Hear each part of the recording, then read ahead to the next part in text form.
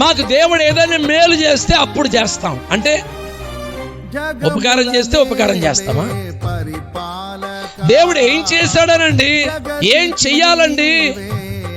ఆకాశ మహాకాశములు పట్టజాలని మహా గొప్ప దేవుడు అక్కడి నుండి నీ కొరకు దిగి వచ్చాడు. ఇంకంతకన్నా ఏం చేయాలి చెప్పండి?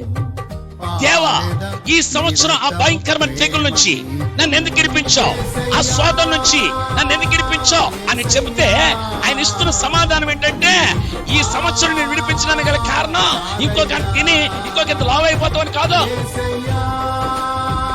అలా విడిపించుట వలన నీవు నన్ను మహిమ పరుస్తావని నేను నీకు విడుదల కలగజేశాను. మీలో ఎంతమంది వాస్తులు విడిచిపెట్టారు?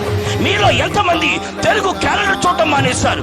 మీలో ఎంతమంది మంచి రోజులు చూడటం మానేశారు? మీలో ఎంతమంది ముహూర్తాలు చూడటం మానేశారు? మీలో ఎంతమంది లోక సంబంధమైన సినిమాలు సీరియల్ చూడటం మానేశారు? ఏం విడిచిపెట్టావు? ఏం విడిచిపెట్టకుండా అన్నిటితో కలిసి ఆ కొండనే మోసుకుంటూ నీవు గ్రామాల్లోకి సంఘాలకు వస్తావా?